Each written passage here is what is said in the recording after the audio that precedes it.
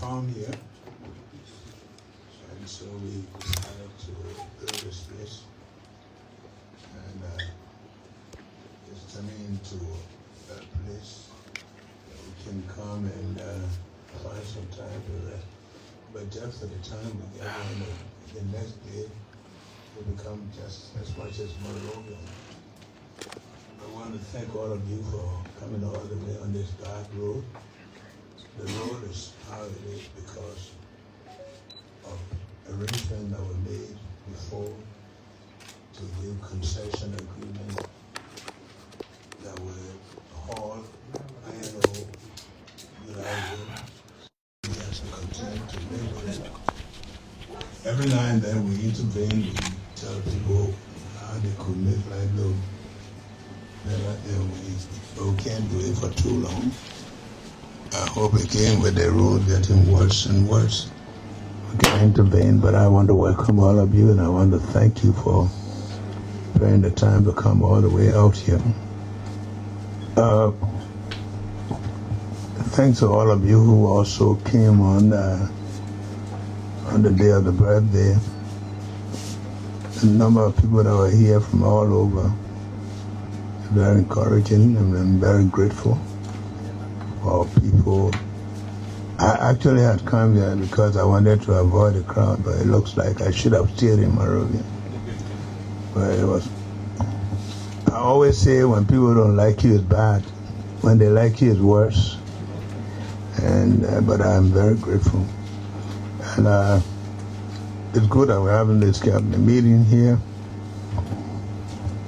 It's a little change in venue. We hope we'll have the opportunity to do that once in a while. Thanks to all of you again for the support, for the hard work. So today we know that a few more ministers are on the way, but we have a quorum. So we want to call this cabinet meeting to order, and our usual chaplain will lead us in the word of prayer.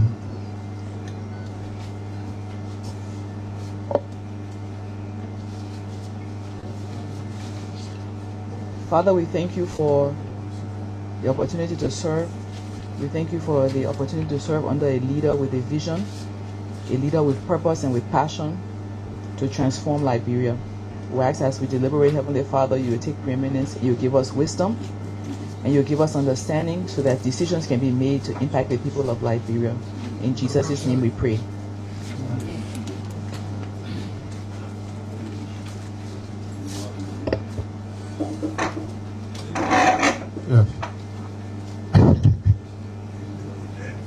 Good morning, Mr. President. Good morning, Mr. Vice President. And to join the President, I would like to welcome you to this 8th Cabinet meeting of the year. And as the President said, the venue has changed, so some of you will be quite uncomfortable because of the seating capacity. But nonetheless, it's still a Cabinet meeting, and we hope the results from this Cabinet meeting will be one that will impact livelihood around the country. Mr. President, before I proceed, I would like to do a few introductions. First, we have a new Minister of State for Presidential Affairs, Mr. Sam Sikuya, who is sitting in today as the Minister of State. So, Mr. President, welcome.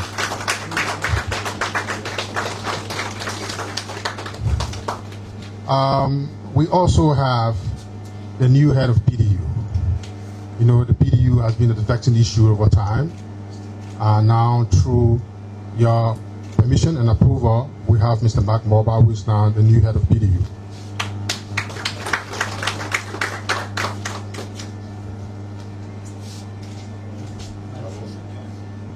Yes, we also have with us the Minister of Mines and Energy, the new Minister of Mines and Energy, Mr. Timba. Welcome.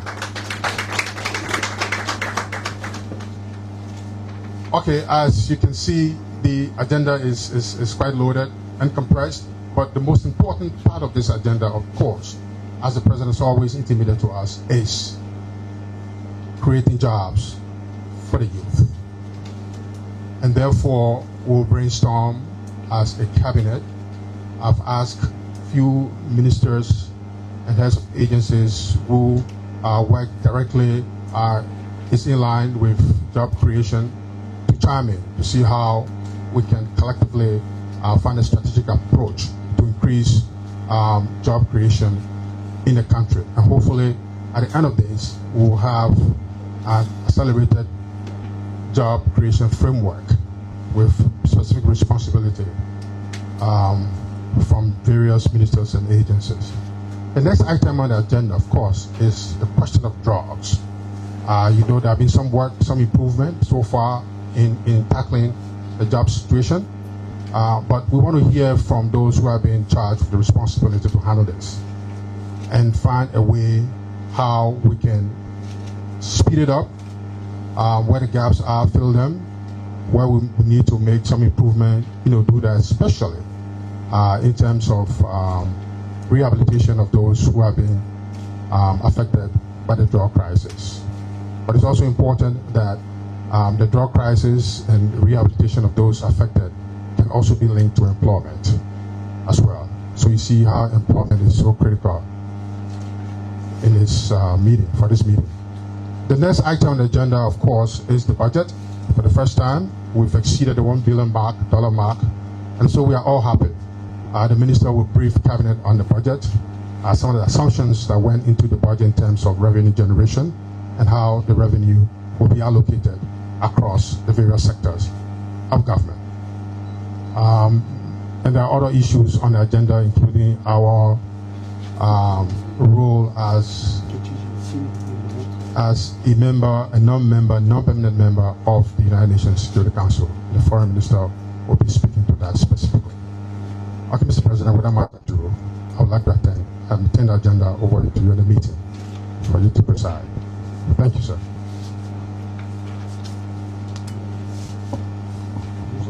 Thank you very much, and sorry we overtook you. Mr. Vice President,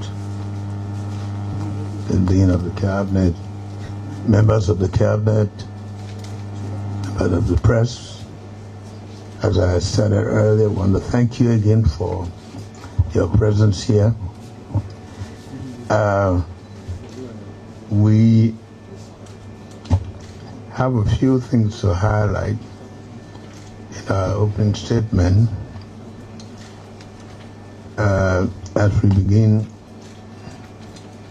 the last month of the year. I want to recognize the broad gains across the government that we have made together. And I'd like to be very serious about that.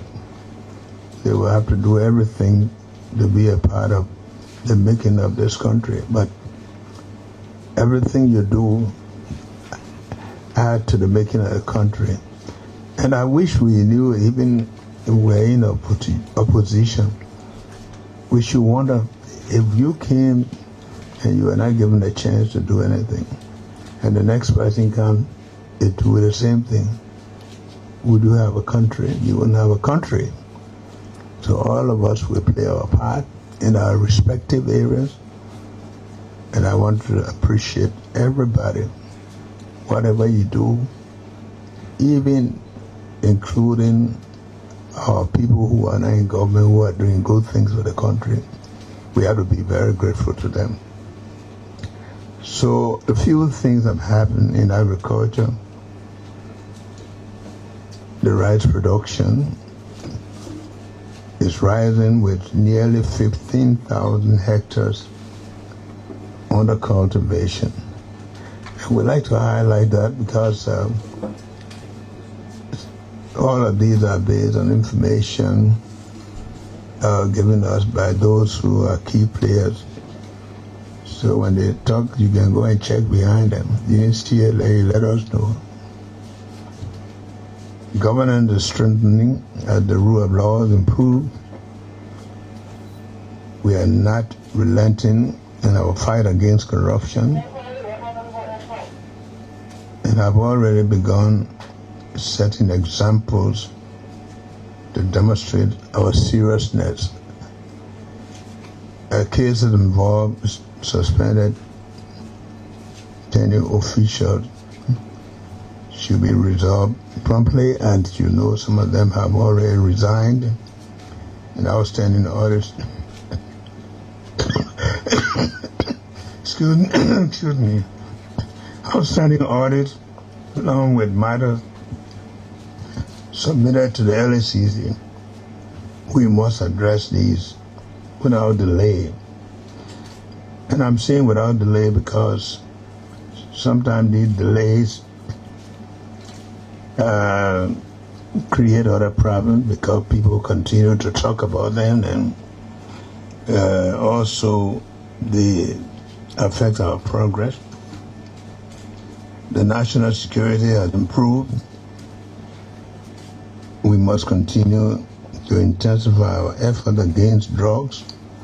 And I want to say that from all indication, even the fight against drugs is taken very serious, including the citizens themselves.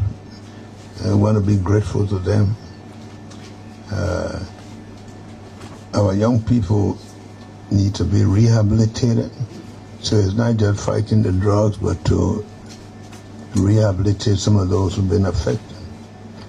The economy is stabilizing, growth is accelerating. Key achievement this year that we have support the $1 billion national budget.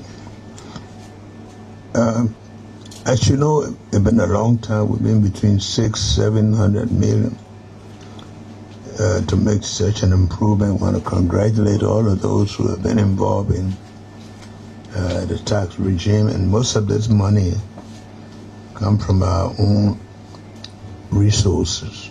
That's the beauty about it. In tourism, establishment of tourism authority in Liberia, it's a very important move. Internationally, Liberia is gradually regaining credibility and visibility. The public sector delivery depends on our strong performance. Our officials must collaborate, meet their targets under the performance management system. Maybe when we started, most people did not understand how that was working, but I hope it is working now, and provide regular reporting. We will track the outcomes of our foreign trips and engagements with development partners and ensure that Liberia benefit from these trips and from our efforts. The high demand of leadership will continue to guide our appointments. We have to have rigorous vetting of critical positions and not at business as usual. It's not going to be based on party relations or any family connection. Because if this country has to move, we have to put the right people in place, people who love the country, people who want to see a good country, and people who are competent. With the DA leadership, I want to inform all appointments, particularly as we respond to the service delivery. It is important because it affects our youth and our country. And I want to go also further to say that we approach today's discussion with firm results.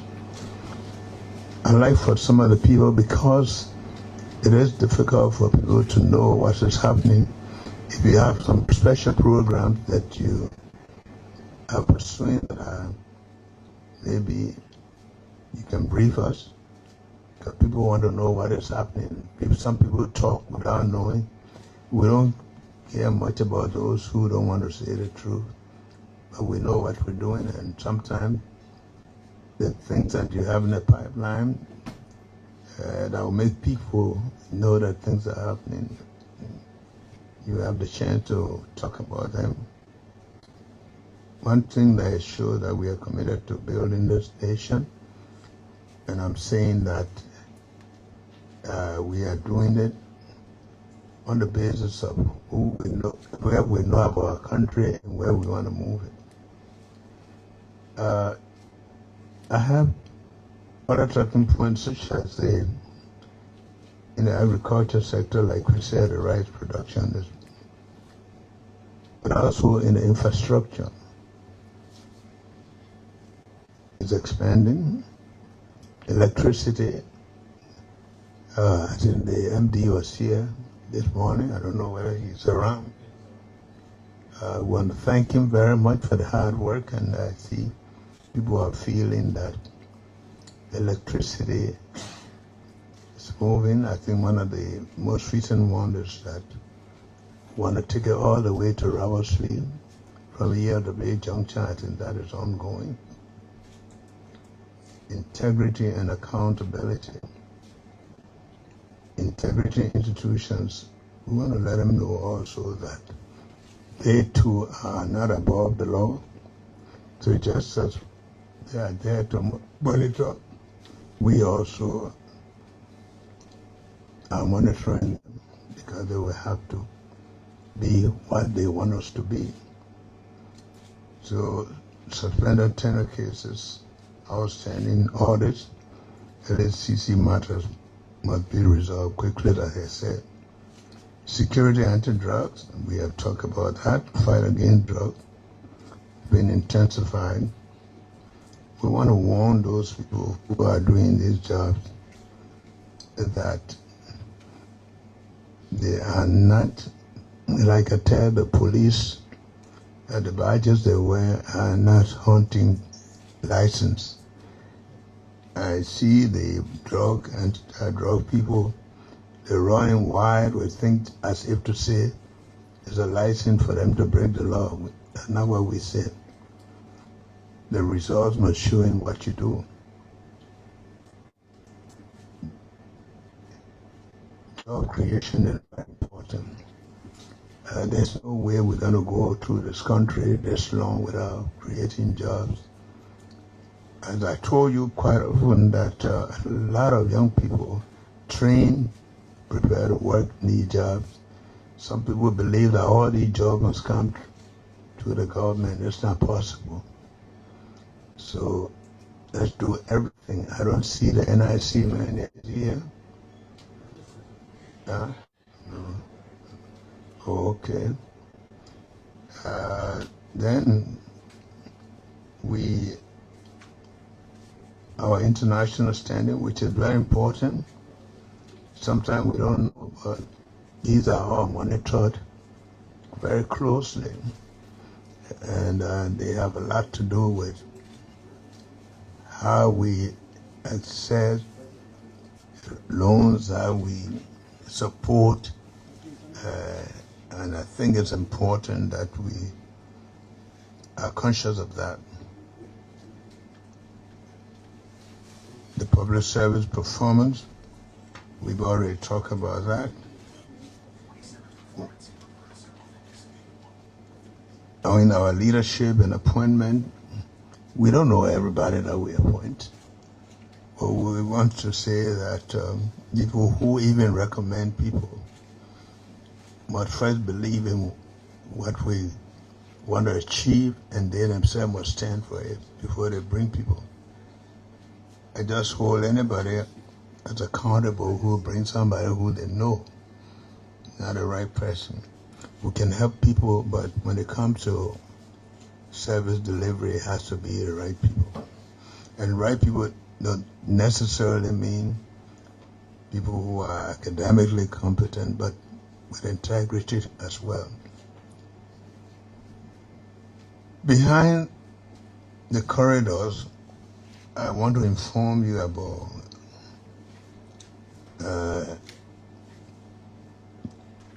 our relationship two other branches of government have been improving very well.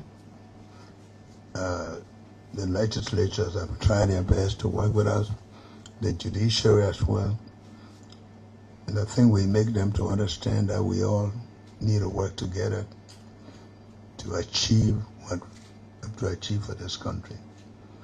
We had very successful conference in Banga, thanks to the Minister of Internal Affairs, the tribal chiefs, and all of these people. They turned up in numbers. They were first time I see them well dressed, and they were all in very good spirit. Of course, what I like to do for my own private record, I want to know the statistics, the number of leaders from each of the counties. Some county dominates too highly. It will be interesting if you got to know. But they were all in good spirit. Some of the things that we are working on, and we have some commitment, is for a football academy in Banga. MNG have promised us that they will sponsor that. And we're not going to let them rest until they do it, because we need it. Banga, because of the central location. We want to lay out the capitals. Some of the problems we have with land issues is because everybody wants to be near the road. But people will find out that opportunities are all over as long as the place is later. We are working on that. We want to relocate the fire station on our Ashmont Street. I went to school right there. That small place, less than I don't know, it's a lot or so. I don't see how we can continue to have that fire department there. So we're looking for a place to relocate. I hear the land, people are looking around. We want to do that because we have to improve that area as well. I thought about road construction. We have some of the longest rainy seasons. So you start road construction, 6 months, you have to wait. So I thought the best thing to do is if it's 100, 150 mile road, we don't give it to one contractor, at least 2, 3, so they can work together. If we don't do that, we'll be taking 6, 7 years to build a road. So I think we should think about it. We have to let our partners know that we have to work with respect to what our country is. And look at the Bangame, the Koma Road. It's almost going to how many years? Apart from the technical delays and all of these, but the rain season itself doesn't give us chance to build roads. So if we have 2 or 3 companies, we can make it faster. The other one is about the Omega Tower. You know very well that way back there we had this program about the selling market women. When I became vice president, I think almost about 60, 70% of my time was thinking with the issues of the market. And the selling market women, the whole Omega area was surveyed for the market. We know that other things have happened in between, but I can just let you know that we're taking over everything there. Yesterday we met with someone whom we have commissioned to raise funds to put a modern market there that will have everything with respect to medical facility. I want the women there themselves to learn to read and write.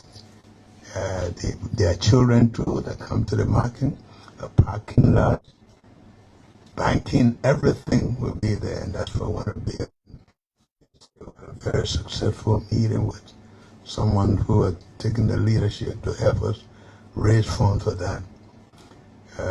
So those are some of the things that we intend to do. I don't know who here lives without a market, but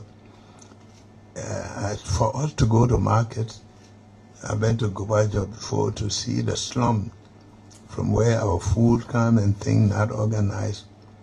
I think that's not the way to go. So we talked yesterday. They begin to raise the funds, we'll begin to do some of the job with the roads and everything. But those are some of the plans that we have in mind. And I'd like to see for some issues, for some of the billboards. For a long time, I had a feeling that if I were to wake up in the morning and see a billboard say, we are building this school or doing that, for some people, it just gave them some special feeling. Sometimes we need to let the public know what plans we have. And that also helped to commit us to all those. Here, the ERBC man is here, he's been doing a good job. And he spent the night here. He's from this area. We want to thank him too for the expansion of the TV stations. They're not going to be TV stations like we know where you have to, I think, for the saying that you have the normal TV and they put a transformer and that will give us access. I don't know, Eugene, is Eugene here? I think he's out there. So those are some of the things that we have in the pipeline, and as you know, we talk about them, but you are our DHL. You keep those promises for us. We want to thank you again. As we go on, there will be few things I would like to highlight, but the agenda of the day is before you. We want to go along with it. So this is just for my opening statement. But besides that, I'd like to also thank the Army for making use of the funds I provided. The moment we dedicated the two facilities, Kakata and Sanakre, the next day 605 soldiers left the barracks. That shows how congested the barracks had been. The women there complained. There were about 2-3 families using one bathroom, which was not good. And I hope that more of this will be done. I want to thank the Army for making good use of it. I think they will have to brief us on the equipment that is supposed to be coming from Cameroon. We've been waiting. We have personally intervened. The Minister of Foreign Affairs, Kofi Woods, sometimes we need to be given progress report to know how we stand on that, so that if there are further interventions that we need to make, we'll make them. So I want to thank you, I want to welcome you. Again, we go according to the agenda. Thank you.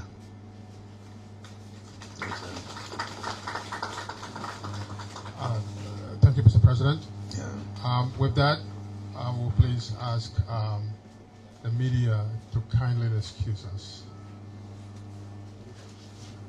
to continue with the business of cabinet meeting.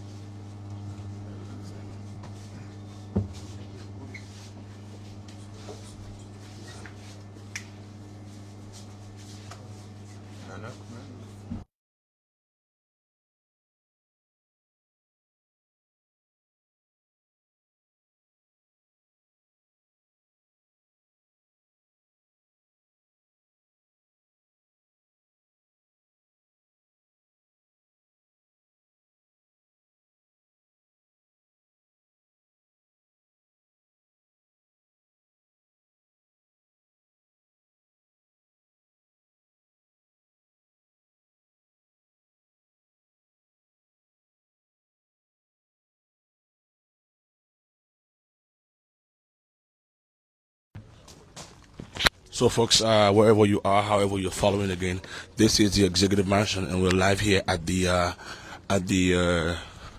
in Tubmanburg, Bomi County. And a few minutes ago, we just listened to His Excellency the President, giving the overview of today's cabinet meeting.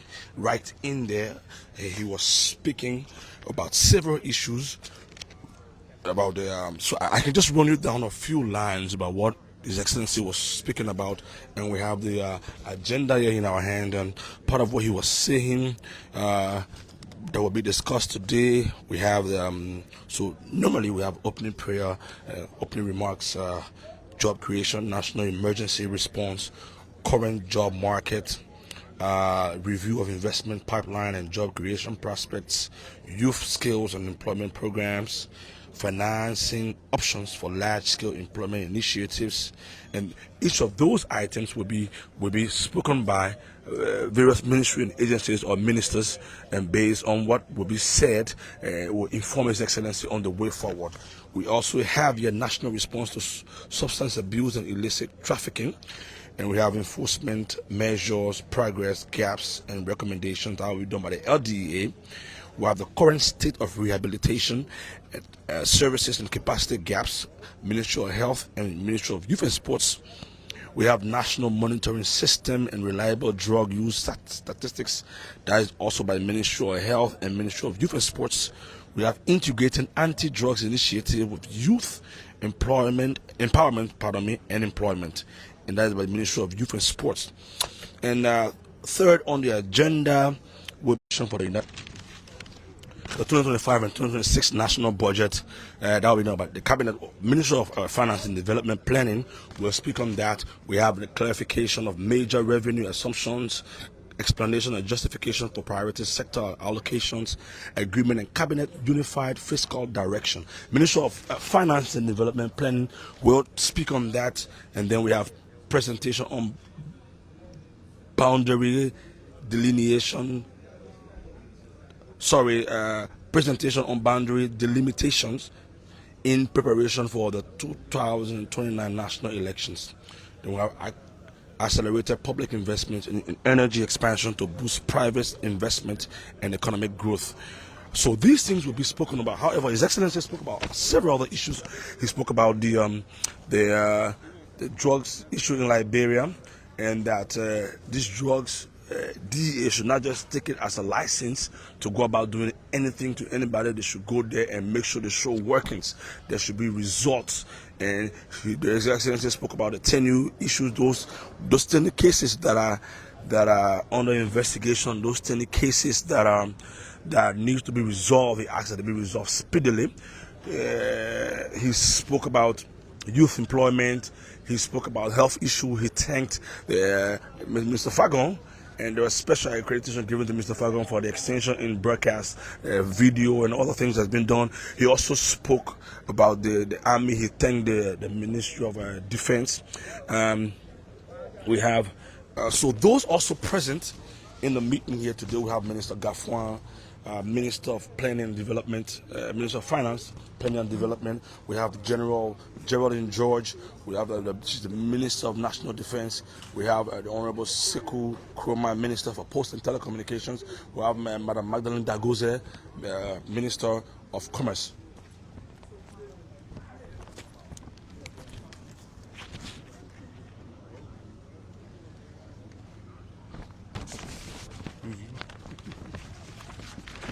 So we have just bumped into the Deputy Minister for Public Affairs at the Ministry of State, and we just actually ambushed him. Mr. Minister, I don't know if you are following, but His Excellency, today is a cabinet meeting here, the first out of the city of Monrovia. First of all, what does that speak to His Excellency's vision for Liberia, and what does this speak to decentralization?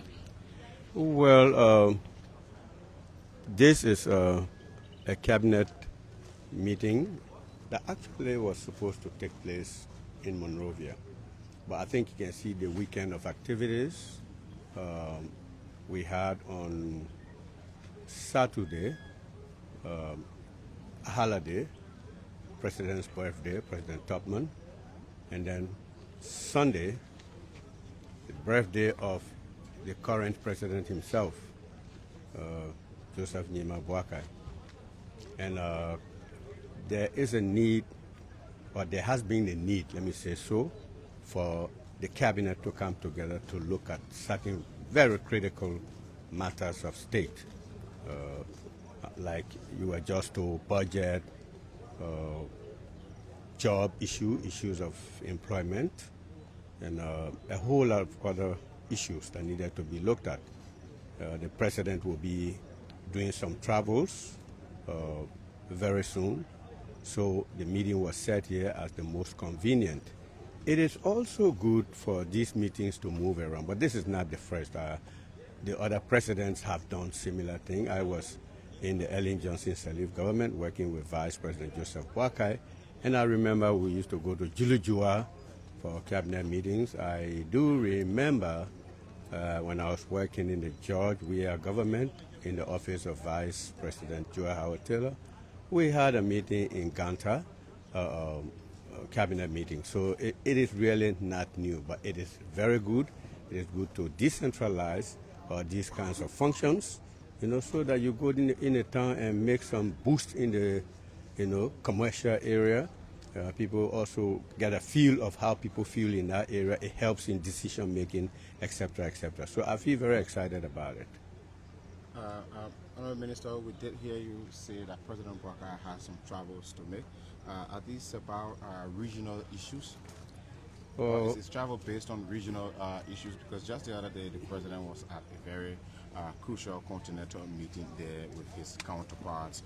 He's met with President Adama Barrow and other leaders. And I mean, there are pressing issues now on the African continent. ECOWAS, we're even now facing the issue of Akub and Guinea-Bissau and other issues. And come to think of it, President Boakai has been one leader on the continent who has stressed keenly about governance and security issues on the African continent. What will be some of the issues what will be some of the meetings he will be participating in on his next trip, and if you care to tell us what that trip is? Well, online right now, as far as I know, plans are underway for the president to visit Imo State in Nigeria, where he has been invited with other heads of state. It's going to be the Imo State Economic Summit 2025. It's actually the inaugural summit. So they call on him based on his own knowledge, experience, to go and share thoughts with them. So he will be addressing that conference. Right after that, I think it's listed for him to also quickly attend the inauguration of President Ouattara of Ivory Coast. That will be in Abidjan, Cote d'Ivoire. So that will be a very short visit. And then in the middle of the month, he is scheduled to attend the ECOWAS ordinary session, 68th ordinary session in Abuja. So those are all lined up. So you can see that his schedule is very, very filled. And speaking about the Ivory Coast travel, President Alassane Ouattara will be inaugurated, but come to think of it, he's a member of the Mana River Union. President Boakai has been making pressing concerns about economic issues and strengthening the grip of the Mana River Union. Does President Boakai intend to make use of this opportunity to speak to his counterpart about some of these issues? You cannot spare any opportunity. Every opportunity you have, you take advantage to push your issues wherever you go. So I wouldn't doubt it that would preoccupy much of his time too, sub-regional issues, even though it's just a celebratory thing, inauguration. But you use those moments. Some people used to say that at the United Nations, major decisions are not taken in the hall when the meeting is called to order. Say major decisions are taken in the hallways, in the coffee shops, so that when they come in now, it's not hard to formulate them into official positions. So on these kind of missions, leaders take the opportunity to push, some of the issues that they have at hand. Minister, one last one before I leave you. In there, when President Boakai was making his introductory statement, he stressed on the issue of the fight against drug. He mentioned that while it's true his government is doing well in the fight against drug, he's encouraging the security apparatus not to use the badges that they have as hunting licenses. He has raised a concern that he's informed that the folks in the DEA and the police and other places, are using the badges to overstep their bounds. What do you make of this statement? How concerning is this to President Boakai? I am very happy that on this kind of platform, on this stage, he is letting everybody know what has been on his mind. For some of us who are around him most of the time, this is not a strange statement. This is something he has been expressing, he has been concerned about. This president is very concerned about people overstepping and misusing authority. I mean, that is something that turns him off. So I'm happy. I really was not in there right now when he was speaking. I arrived a little late, but I'm happy that he brought it out. It becomes a national issue of discussion. I think LDA people, these security forces, they have enormous state power in their hands. They have to be very careful how they employ it in the area of rule of law, because you could easily abuse it. There are a lot of temptations. You get a protester come in your face and this and that, but this and that. You may overstep. When you neutralize a protester, there is no more need for you to inflict extra harm on the person, assault them. The person is neutralized. They can be talking in their mouth, nothing happening to you, the thing coming from their mouth. But so I think that it couldn't be said much more than this. I mean, I think that we need to look at it. Maybe if it is a matter of training, further training, it should be pursued. But the president says this will go to these meetings. We're sitting on meetings that he conducts with key sectors, and he says it. So to lift it up to a cabinet level, I think it's very good. It's a crucial area that we need, because rule of law, I mean, that's one of the pillars in the arrest agenda. So we have to help to ensure that really we're making progress in that area. So yes, I'm happy that he put it out today. He let the cat out of the bag. Thank you. All right, so thank you very much. So that was the voice of Deputy Minister of State for Public Affairs. That's the Deputy Minister Anthony V. Kessley. So as we're here now, but as the day goes on, we will be bringing you updates from activities happening right now. So speak in this building that is right in front of me. This building here is where now we have leaders of our government, several leaders.